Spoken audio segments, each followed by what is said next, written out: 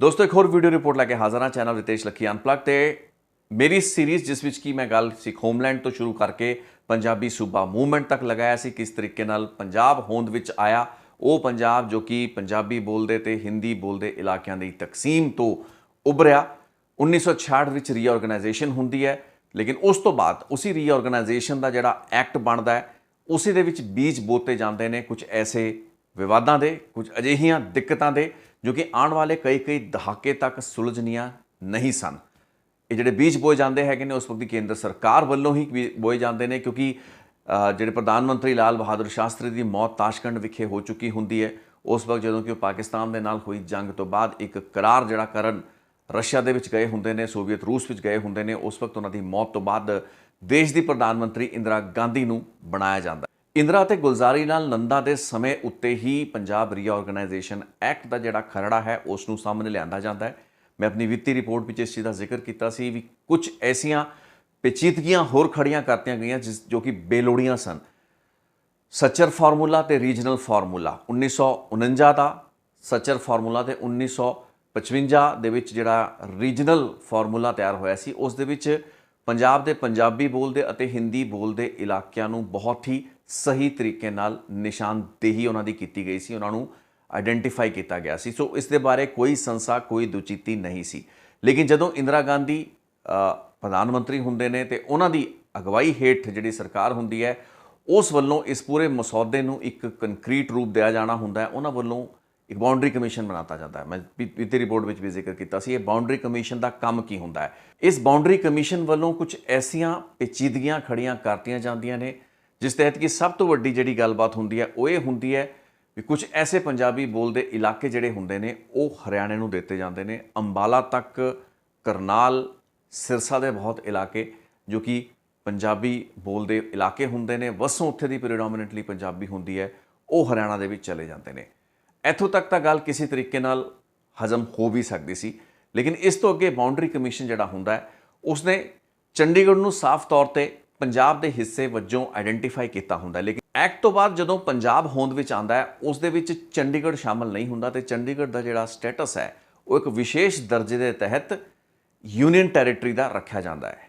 एक बहुत ही संसा भरपूर मूव हुंदा है जिस तो बाद कि पंजाब की अकाली लीडरशिप या पंजाब के तमाम वो वर्ग जिस विच जनसंघ भी काफ़ी हद तक शामिल हुंदा है उन्होंने इस चीज़ तो गहरी आपत्ति हुंदी है क्योंकि चंडीगढ़ नूं यूनियन टैरेटरी बनाना ते पंजाब का हिस्सा ना बनाना एक ऐसा कदम हुंदा जो कि केंद्र सरकार के अपने दिमाग की काढ़ हुंदी है। 1 नवंबर 1966 जदों कि हरियाणा की स्थापना हुंदी है पंजाब एक अलग स्टेट के तौर पर टुट चुका हुंदा है। लेकिन उस तो बहुत पंजाबी इलाके खुस चुके हुंदे ने। अपनी राजधानी पंजाब कोल नहीं हुंदी। वो पंजाब जिसकी राजधानी किसी समय लाहौर होया करती सी उसकी राजधानी जिसनों कि चंडीगढ़ वजों आस लगा के पंजाबी बैठे हुंदे ने वो भी यूनियन टैरेटरी विच तब्दील करती जाती है तो सांझी कैपिटल उसनूं पंजाब अते हरियाणा का बनाता जाता है। उम्मीद तो यह हुंदी है भी 1966 की रीऑर्गेनाइजेशन तो बाद क्योंकि पंजाबी सूबा हुण बन चुका हुंदा है सारियां मंगां आउटस्टैंडिंग जिहड़े कलेश हैगे ने वो खत्म हो जाणगे। लेकिन एवें नहीं हुंदा क्योंकि केंद्र सरकार जिस तरीके की विਉਂਤਬੰਦੀ या रूपरेखा रचती है इस रीऑर्गेनाइजेशन एक्ट दीयां कुछ धारावां दे विच कुछ क्लॉज दे विच उस उत्ते एतराज़ हुंदे ने। इसी रीऑर्गेनाइजेशन एक्ट के तहत फाजिलका तहसील अते अबोहर के तकरीबन 114 पिंडां का भी रौला हुंदा है। वो पिंडां नूं हरियाणा नूं दिते जाण दी गलबात उठ रही हुंदी है क्योंकि वो ज़्यादातर इलाके हिंदी बोलते इलाकों वजों मन्ने जा रहे हुंदे ने। नवंबर 1966 तो बाद अकाली दल एक बार फेयर एक्शन मोड दे विच आ जाता है क्योंकि इस वक्त तक दो चीज़ां बहुत अहम हो चुकियां होंदियां। सब तो पहला तो चंडीगढ़ पंजाब की राजधानी नहीं बन पाया हुंदा, चंडीगढ़ पंजाब नूं मिलिया ही नहीं हुंदा, केंद्र शासित प्रदेश हुंदा है। अकाली दल नूं इस उत्ते सख्त एतराज़ हुंदा है ते फाजिलका के इलाकों की गलबात हरियाणा नूं दिते जाण दी उस उत्ते भी गहरे एतराज़ हुंदे ने। पहले ही जिहड़ा एक नाराज़गी तो हुंदी है भी बहुत से पंजाबी इलाके जिहड़े हैगे ने हरियाणा नूं देते गए हैगे ने। उन्हां हालातां दे विच एक नवीं मूवमेंट जिहड़ी है अकाली दल ते भी शुरू हुंदी है। 5 दसंबर 1966 नूं वर्किंग कमेटी की बैठक होंदी है। संत फतेह सिंह नूं सारे अख्तियार दिते जाते हैं भविख दे विच लामबंदी लई, भविख दे विच प्रदर्शन लई या भविख दे विच किसी भी ऐसी मूवमेंट लई जो कि पंजाब के पंजाबी बोलते इलाकों नूं वापस लैण दी एक मुहिम का हिस्सा होवे। सो संत फतेह सिंह ऐलान करते हैं भी वो 17 दसंबर तो लैके 27 दसंबर तक आमरण अनशन ते वरते बैठणगे, एक भुख हड़ताल करनगे ਤੇ ਜੇ 27 ਦਸੰਬਰ ਤੱਕ ਉਹਨਾਂ ਦੀਆਂ ਮੰਗਾਂ ਮੰਨੀਆਂ ਨਹੀਂ ਜਾਂਦੀਆਂ, ਯਾਨੀ ਕਿ ਮੰਗ ਮੁੱਖ ਇਹੀ ਹੁੰਦੀ ਹੈ ਵੀ ਜਿਹੜੇ ਪੰਜਾਬੀ ਬੋਲਦੇ ਇਲਾਕੇ ਹੈਗੇ ਨੇ ਉਹ ਹਰਿਆਣਾ ਨੂੰ ਕਿਉਂ ਦਿੱਤੇ ਜਾ ਰਹੇ ਹੈਗੇ ਨੇ, ਤੇ ਚੰਡੀਗੜ੍ਹ ਤੇ ਯੂਟੀ ਦਾ ਪੂਰਾ ਮਸਲਾ, ਉਸ ਹਾਲਾਤ ਦੇ ਵਿੱਚ ਉਹ ਆਤਮਦਾਹ ਕਰ ਲੈਣਗੇ, ਖੁਦ ਨੂੰ ਸਾੜ ਲੈਣਗੇ। 27 ਦਸੰਬਰ ਇਸ ਦੀ ਤਾਰੀਖ ਮੁਕਰਰ ਹੁੰਦੀ ਹੈ। ਰੀਆਰਗਨਾਈਜੇਸ਼ਨ ਦੇ ਮਹਿਜ਼ 1.5 ਮਹੀਨੇ ਬਾਅਦ ਕੇਂਦਰ ਸਰਕਾਰ ਲਈ ਇੱਕ ਬਹੁਤ ਵੱਡੀ ਦਿੱਕਤ ਖੜੀ ਹੋ ਚੁੱਕੀ ਹੁੰਦੀ ਹੈ। YB ਚੌਹਾਨ ਹੁੰਦੇ ਨੇ ਉਸ ਵਕਤ ਦੇ ਹੋਮ ਮਿਨਿਸਟਰ ਦੇਸ਼ ਦੇ, ਉਹਨਾਂ ਵੱਲੋਂ ਕਈ ਐਸ਼ੋਰੈਂਸਸ ਦਿੱਤੀਆਂ ਜਾਂਦੀਆਂ ਨੇ, ਲੇਕਿਨ ਸੰਤ ਫਤਿਹ ਸਿੰਘ ਆਪਣੀ ਭੁੱਖ ਹੜਤਾਲ ਨੂੰ ਸ਼ੁਰੂ ਕਰ ਦਿੰਦੇ ਹੈਗੇ ਨੇ। ਆਮਰਨ ਭੁੱਖ ਹੜਤਾਲ ਹੁੰਦੀ ਹੈ ਤੇ 10ਵੇਂ ਦਿਨ ਖੁਦ ਨੂੰ ਉਹਨਾਂ ਨੇ ਸਾੜਨਾ ਹੁੰਦਾ, ਆਤਮਦਾਹ ਕਰਨਾ ਹੁੰਦਾ, ਲੇਕਿਨ ਅਜਿਹਾ ਨਹੀਂ ਹੁੰਦਾ। ਇੰਦਰਾ ਗਾਂਧੀ ਵੱਲੋਂ ਇੱਕ ਭਰੋਸਾ ਸੰਤ ਫਤਿਹ ਸਿੰਘ ਨੂੰ ਦਵਾਤਾ ਜਾਂਦਾ ਵੀ ਉਹਨਾਂ ਦੀ ਮੰਗ ਨੂੰ ਲੈ ਕੇ ਉਹ ਤਿਆਰ ਨੇ ਤੇ ਇੱਕ ਬੈਠਕ ਕਰਨਗੇ। ਉਸ ਤੋਂ ਬਾਅਦ ਇਸ ਉੱਤੇ ਪੁਨਰ ਵਿਚਾਰ, ਮੁੜ ਵਿਚਾਰ ਜਿਹੜਾ ਹੈ ਉਹ ਕੀਤਾ ਜਾਏਗਾ। ਇਸ ਤੋਂ ਬਾਅਦ ਸੰਤ ਫਤਿਹ ਸਿੰਘ ਆਪਣੀ ਭੁੱਖ ਹੜਤਾਲ ਵਾਪਸ ਲੈ ਲੈਂਦੇ ਹੈਗੇ ਨੇ, ਭੁੱਖ ਹੜਤਾਲ ਤੋੜ ਵੀ ਦਿੰਦੇ ਹੈਗੇ ਨੇ, ਤੇ ਉਹ ਜਿਹੜਾ ਆਤਮਦਾਹ ਦਾ ਪ੍ਰੋਗਰਾਮ ਹੁੰਦਾ ਉਸ ਨੂੰ ਵੀ ਸਸਪੈਂਡ ਕਰਦੇ ਨੇ, ਜਿਸ ਦਾ ਕਿ ਬਹੁਤ ਵਿਰੋਧ ਹੁੰਦਾ ਹੈ।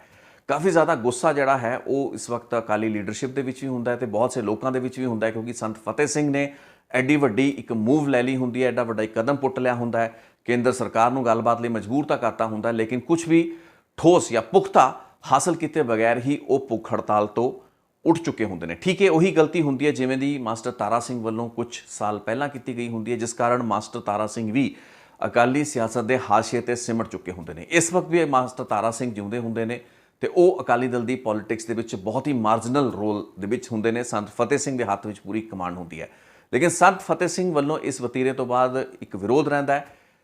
ਲਾਰੇ ਲੱਪੇ ਜਿਹੜੇ ਹੈਗੇ ਨੇ ਉਹ ਕੇਂਦਰ ਵੱਲੋਂ ਫੇਰ ਲਾਏ ਜਾਣੇ ਸ਼ੁਰੂ ਕਰਤੇ ਨੇ ਤੇ ਕਈ ਸਾਲ ਜਿਹੜੇ ਹੈਗੇ ਨੇ ਇਹ ਮੰਗਾਂ ਨੂੰ ਲੈ ਕੇ ਅਕਾਲੀ ਦਲ ਦੀ ਲੀਡਰਸ਼ਿਪ ਕੇਂਦਰ ਸਰਕਾਰ ਦੇ ਨਾਲ ਗੱਲਬਾਤ ਵੀ ਕਰਦੀ ਹੈ, ਲੇਕਿਨ ਕੇਂਦਰ ਸਰਕਾਰ ਵੱਲੋਂ ਸਾਫ਼ ਕਰਤਾ ਜਾਂਦਾ ਅਕਾਲੀ ਦਲ ਦੀ ਲੀਡਰਸ਼ਿਪ ਨੂੰ ਵੀ ਜਿਹੜੇ ਟੈਰੀਟੋਰੀਅਲ ਡਿਸਪਿਊਟਸ ਨੇ, ਯਾਨੀ ਕਿ ਪੰਜਾਬੀ ਇਲਾਕਿਆਂ ਜਾਂ ਇਲਾਕਿਆਂ ਦੀ ਵੰਡ ਜਾਂ ਫਿਰ ਜਿਹੜਾ ਬਾਰਡਰ ਪੰਜਾਬ ਅਤੇ ਹਰਿਆਣਾ ਦਾ ਹੈ ਉਸ ਦੇ ਵਿੱਚ ਕੋਈ ਵੀ ਤਰਮੀਮ ਕਰਨੀ ਹੈ, ਉਹ ਹਰਿਆਣਾ ਦੀ ਧਿਰਾਂ ਦੇ ਨਾਲ ਬੈਠ ਕੇ ਇੱਕ ਸਮਝੌਤੇ ਕਰਕੇ ਜਾਂ ਗੱਲਬਾਤ ਦੇ ਰਾਹੀਂ ਹੀ ਹੋ ਪਾਏਗਾ।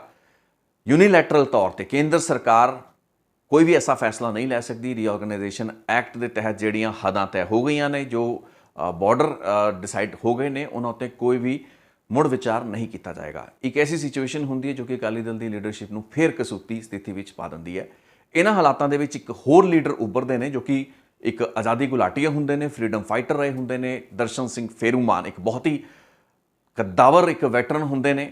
ਉਹਨਾਂ ਵੱਲੋਂ ਇਹਨਾਂ ਮੁੱਦਿਆਂ ਨੂੰ, ਇਹ ਸਾਰੇ ਮੁੱਦਿਆਂ ਨੂੰ ਇਸ਼ੂ ਬਣਾ ਕੇ ਉਸ ਦੇ ਵਿੱਚ ਪੰਜਾਬ ਦੀ ਸਟੇਟਹੁੱਡ ਦਾ ਇਸ਼ੂ ਵੀ ਸ਼ਾਮਲ ਹੁੰਦਾ ਹੈ, ਜਿਸ ਤਹਿਤ ਕਿ ਪੰਜਾਬੀ ਬੋਲਦੇ ਇਲਾਕਿਆਂ ਨੂੰ ਹਰਿਆਣਾ ਨੂੰ ਕਿਉਂ ਦਿੱਤਾ ਜਾ ਰਿਹਾ ਜਾਂ ਦਿੱਤਾ ਗਿਆ, ਇਹ ਵੀ ਮੁੱਦੇ ਹੁੰਦੇ ਨੇ। ਤੇ ਚੰਡੀਗੜ੍ਹ ਦਾ ਮੁੱਦਾ ਮੁੱਢਲਾ ਹੁੰਦਾ ਹੈ, ਕਿਉਂਕਿ ਦਰਸ਼ਨ ਸਿੰਘ ਫੇਰੂਮਾਨ ਹੋਰਾਂ ਨੂੰ ਜ਼ਿਆਦਾਤਰ ਜਿਹੜਾ ਜਾਣਿਆ ਜਾਂਦਾ ਹੈ ਉਹ ਉਹਨਾਂ ਦੀ ਉਸ ਕੁਰਬਾਨੀ ਕਰਕੇ ਜਾਣਿਆ ਜਾਂਦਾ ਹੈ, ਜੋ ਕਿ ਸਮਝਿਆ ਜਾਂਦਾ ਵੀ ਉਹਨਾਂ ਨੇ ਚੰਡੀਗੜ੍ਹ ਨੂੰ, ਪੰਜਾਬ ਨੂੰ ਦਿਲਾਉਣ ਲਈ ਦਿੱਤੀ। ਲੇਕਿਨ ਫੈਕਟ ਇਹ ਸੀ ਵੀ ਉਹਨਾਂ ਦੀ ਮੰਗਾਂ ਕਾਫੀ ਵਾਈਡ ਸਪਰੈਡ ਸੀ। ਸੋ ਦਰਸ਼ਨ ਸਿੰਘ ਫੇਰੂਮਾਨ 1969 ਦੇ ਵਿੱਚ 15 ਅਗਸਤ 1969 ਨੂੰ ਬੈਠਦੇ ਹੈਗੇ ਨੇ ਭੁੱਖ ਹੜਤਾਲ ਦੇ ਉੱਤੇ। ਉਹਨਾਂ ਦਾ ਇੱਕ ਜਿਹੜਾ ਅਨਸ਼ਨ ਹੁੰਦਾ ਹੈ, ਵਰਤ ਹੁੰਦਾ ਹੈ, ਉਹ ਆਮਰਨ ਹੁੰਦਾ ਹੈ, ਯਾਨੀ ਕਿ ਉਹਨਾਂ ਨੇ ਇਸ ਵਰਤ ਤੋਂ ਉੱਠਣਾ ਨਹੀਂ ਹੁੰਦਾ। ਤੇ ਇਸ ਚੀਜ਼ ਦਾ ਇੱਕ ਬਹੁਤ ਲੰਬਾ ਚੌੜਾ ਇਤਿਹਾਸ ਆਜ਼ਾਦੀ ਦੇ ਪਹਿਲੇ ਸਮਿਆਂ ਤੋਂ ਰਿਹਾ ਹੁੰਦਾ ਤੇ ਮਹਾਤਮਾ ਗਾਂਧੀ ਹੋਣਾ ਵੱਲੋਂ ਇਸ ਚੀਜ਼ ਦੀ ਇੱਕ ਪੂਰੀ ਰੂਪਰੇਖਾ ਸ਼ੁਰੂ ਕੀਤੀ ਗਈ ਹੁੰਦੀ ਹੈ। ਕਿਸੇ ਵੀ ਵੱਡੇ ਆਪਣੇ ਕੌਜ਼ ਨੂੰ ਅਚੀਵ ਕਰਨ ਲਈ, ਕਿਸੇ ਵੀ ਵੱਡੇ ਆਪਣੇ ਮਨੋਰਥ ਨੂੰ ਅਚੀਵ ਕਰਨ ਲਈ ਭੁੱਖ ਹੜਤਾਲ ਤੇ ਆਮਰਨ ਅਨਸ਼ਨ ਦਾ ਸਹਾਰਾ ਲਿਆ ਜਾਂਦਾ ਰਿਹਾ ਹੁੰਦਾ ਹੈ। ਲੇਕਿਨ ਅਕਾਲੀ ਦਲ ਦੀ ਲੀਡਰਸ਼ਿਪ, ਜਿਸ ਵਿੱਚ ਕਿ ਮਾਸਟਰ ਤਾਰਾ ਸਿੰਘ ਜਾਂ ਸੰਤ ਫਤਿਹ ਸਿੰਘ ਵਰਗੇ ਲੀਡਰ,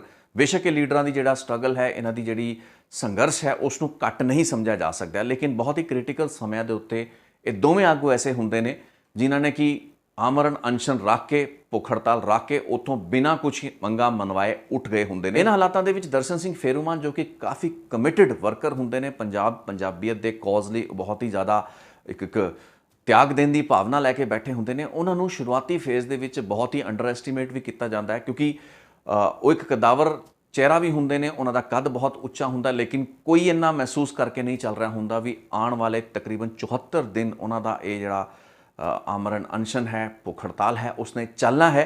ਤੇ 74ਵੇਂ ਦਿਨ ਦਰਸ਼ਨ ਸਿੰਘ ਫੇਰੂਮਾਨ ਉਹਨਾਂ ਦੀ ਮੌਤ ਜਿਹੜੀ ਹੈ ਉਹ ਹੋ ਜਾਂਦੀ ਹੈ, ਯਾਨੀ ਕਿ ਉਹ ਆਪਣੀ ਭੁੱਖ ਹੜਤਾਲ, ਆਪਣੇ ਅਨਸ਼ਨ ਨੂੰ ਆਮਰਨ ਅਨਸ਼ਨ ਸਿੱਧ ਕਰ ਦਿੰਦੇ ਹੈਗੇ ਨੇ। ਇਹਨਾਂ तमाम ਦਿਨਾਂ ਦੇ ਵਿੱਚ ਕੇਂਦਰ ਸਰਕਾਰ ਵੱਲੋਂ ਕਈ ਸੁਨੇਹੇ ਵੀ ਆਉਂਦੇ ਨੇ, ਗੱਲਾਂ ਬਾਤਾਂ ਜਾਂ ਦੁਬਾਰਾ ਜਿਹੜੇ ਲਾਰੇ ਹੈਗੇ ਨੇ ਉਹ ਵੀ ਲੱਗਦੇ ਨੇ, ਲੇਕਿਨ ਦਰਸ਼ਨ ਸਿੰਘ ਫੇਰੂਮਾਨ ਟਸ ਤੋਂ ਮਸ ਨਹੀਂ ਹੁੰਦੇ। ਉਹ ਆਪਣੇ ਆਮਰਨ ਅਨਸ਼ਨ ਤੇ ਬੈਠੇ ਰਹਿੰਦੇ ਨੇ ਤੇ ਉਹਨਾਂ ਦੀ ਕੁਰਬਾਨੀ ਜਿਹੜੀ ਹੈ ਉਹ 74 ਦਿਨ ਬਾਅਦ ਨਵੰਬਰ 1969 'ਚ ਹੁੰਦੀ ਹੈ। ਇੱਕ ਬਹੁਤ ਵੱਡੀ ਡਿਵੈਲਪਮੈਂਟ ਹੁੰਦੀ ਹੈ। ਹਾਲਾਂਕਿ ਕੇਂਦਰ ਸਰਕਾਰ ਜਾਂ ਫਿਰ ਬਹੁਤ ਸੀ ਲੀਡਰਸ਼ਿਪ ਇਸ ਆਮਰਨ ਵਰਤ ਨੂੰ ਬਹੁਤ ਹੀ ਅੰਡਰ ਐਸਟੀਮੇਟ ਕਰਕੇ ਚੱਲ ਚੁੱਕੀ ਹੁੰਦੀ ਹੈ, ਲੇਕਿਨ ਇਸ ਕੁਰਬਾਨੀ ਤੋਂ ਬਾਅਦ ਦਰਸ਼ਨ ਸਿੰਘ ਫੇਰੂਮਾਨ ਉਹਨਾਂ ਦੀ ਮੌਤ ਤੋਂ ਬਾਅਦ ਇੱਕ ਨਵੇਂ ਪੱਧਰ ਦੀ ਜਿਹੜੀ ਊਰਜਾ, ਇੱਕ ਨਵੇਂ ਪੱਧਰ ਦੀ ਤਾਕਤ ਜਿਹੜੀ ਹੈ ਇਸ ਪੂਰੇ ਕੌਜ਼ ਨੂੰ ਮਿਲਦੀ ਹੈ, ਜਿਸ ਤਹਿਤ ਕਿ ਹੁਣ ਗੱਲ ਪੰਜਾਬੀ ਸੂਬੇ ਦੀ ਨਹੀਂ ਹੁੰਦੀ, ਬਲਕਿ ਹੁਣ ਮੁੱਦਾ ਹੁੰਦਾ ਹੈ ਆਪਣੇ ਕੋਲੋਂ ਖੁੱਸ ਗਏ ਇਲਾਕਿਆਂ ਨੂੰ, ਆਪਣੀ ਰਾਜਧਾਨੀ ਨੂੰ, ਚੰਡੀਗੜ੍ਹ ਨੂੰ ਵਾਪਸ ਲੈਣ ਦਾ, ਜਾਂ ਫਿਰ ਇਸ ਦੇ ਨਾਲ ਹੀ ਜੁੜਦੇ ਹੋਏ ਜਿਹੜੇ ਪਾਣੀਆਂ ਦੀ ਵੰਡ ਸੰਦਰਭ ਦੇ ਵਿੱਚ ਜੋ ਜਿਸ ਤਰੀਕੇ ਦੀ ਡਿਸੀਜਨ ਆਏ ਹੁੰਦੇ ਨੇ, ਜਾਂ ਜੋ ਰੀਆਰਗਨਾਈਜੇਸ਼ਨ ਐਕਟ ਦੇ ਵਿੱਚ ਪੱਖਪਾਤ ਭਰਪੂਰ ਫੈਸਲਾ ਲਿਆ ਗਿਆ ਹੁੰਦਾ ਹੈ, ਉਹ ਸਭ ਦੇ ਕੌਜ਼ ਨੂੰ ਕੌਜ਼ ਬਣਾ ਕੇ ਹੀ ਫੇਰੂਮਾਨ ਹੋਣਾ ਵੱਲੋਂ ਕੁਰਬਾਨੀ ਦਿੱਤੀ ਗਈ ਹੁੰਦੀ ਹੈ ਤੇ ਇੱਕ ਨਵੀਂ ਜਾਨ ਫੂਕਤੀ ਜਾਂਦੀ ਹੈ ਇਸ ਪੂਰੀ ਮੂਵਮੈਂਟ ਦੇ ਵਿੱਚ।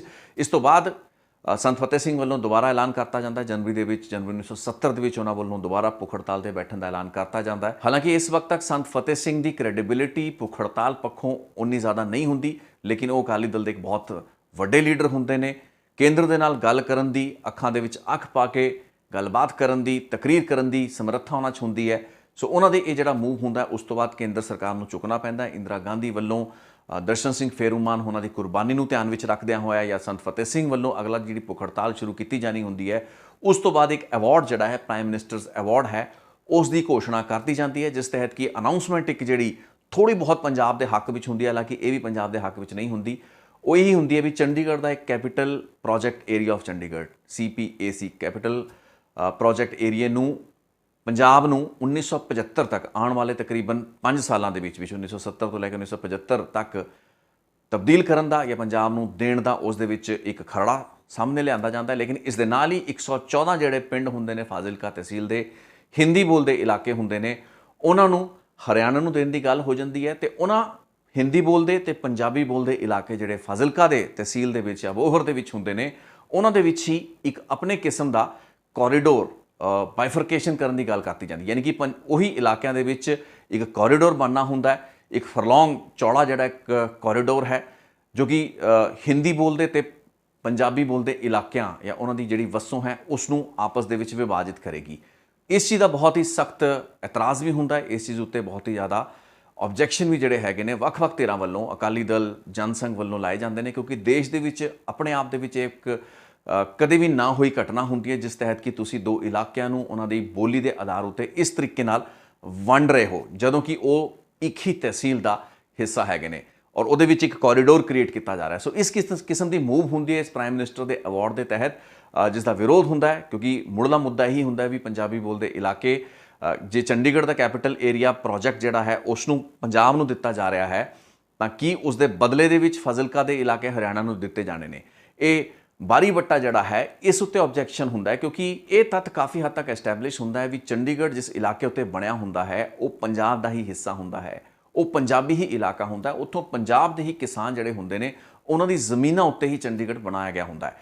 ਸੋ ਚੰਡੀਗੜ੍ਹ ਨੂੰ ਜੇ ਪੰਜਾਬ ਨੂੰ ਦਿੱਤਾ ਜਾਣਾ ਹੁੰਦਾ ਤਾਂ ਉਹਦੇ ਐਵਜ਼ ਦੇ ਵਿੱਚ ਜਾਂ ਉਹਦੇ ਬਦਲੇ ਕਿਸੇ ਵੀ ਕਿਸਮ ਦੀ ਬਾਰਗੇਨਿੰਗ ਜਾਇਜ਼ ਨਹੀਂ ਹੁੰਦੀ, ਤੇ ਇਹੀ ਗੱਲਬਾਤ ਕੇਂਦਰ ਕਰਨ ਦੀ ਕੋਸ਼ਿਸ਼ ਕਰ ਰਿਹਾ ਹੁੰਦਾ ਹੈ। ਉਹ ਕੁਝ 114 ਜਿਹੜੇ ਪਿੰਡ ਹੁੰਦੇ ਨੇ ਉਹਨਾਂ ਦੇ ਇਲਾਕੇ ਨੂੰ ਹਰਿਆਣਾ ਨੂੰ ਉਸ ਐਵਜ਼ ਦੇ ਵਿੱਚ ਦੇਣ ਦੀ ਇੱਕ ਕੋਸ਼ਿਸ਼, ਬੈਲੈਂਸਿੰਗ ਐਕਟ ਜਿਸ ਨੂੰ ਕਹਿੰਦੇ ਨੇ, ਜਦਕਿ ਇਸ ਦਾ ਕੋਈ ਵੀ ਲੌਜੀਕਲ ਆਧਾਰ ਨਹੀਂ ਹੁੰਦਾ। ਇੱਕ ਬਹੁਤ ਵੱਡੇ ਕਿਸਮ ਦਾ ਵਿਤਕਰਾ ਜਿਹੜਾ ਹੈ ਉਸ ਵਜੋਂ ਇਸ ਨੂੰ ਵੇਖਿਆ ਜਾਂਦਾ ਤੇ ਇਸ ਤੋਂ ਬਾਅਦ ਹੋਰ ਵੀ ਜਿਹੜੀ ਮੂਵਮੈਂਟ ਹੈ ਉਹ ਤੇਜ਼ੀ ਫੜਦੀ ਹੈ, ਕਿਉਂਕਿ ਇਸ ਤੋਂ ਬਾਅਦ ਅਕਾਲੀ ਦਲ ਦੀ ਜਿਹੜੀ ਐਜੀਟੇਸ਼ਨ ਹੈ ਉਹ ਹੋਰ ਤਿੱਖੀ ਹੋ ਜਾਂਦੀ ਹੈ। ਪਹਿਲਾਂ ਰੀਆਰਗਨਾਈਜੇਸ਼ਨ ਐਕਟ 1966 ਦਾ, ਉਸ ਤੋਂ ਬਾਅਦ 1970 ਦਾ ਪ੍ਰਾਈਮ ਮਿਨਿਸਟਰ ਅਵਾਰਡ, ਇਹ ਦੋਵਾਂ ਦੇ ਵਿੱਚ ਵੀ ਪੰਜਾਬ ਨੂੰ ਕੋਈ ਵੀ ਰਿਲੀਫ ਦੇਣ ਦੀ ਬਜਾਏ ਉਸ ਤੋਂ ਜ਼ਿਆਦਾਤਰ ਇਲਾਕੇ ਖੋਏ ਹੀ ਗਏ ਹੁੰਦੇ ਨੇ।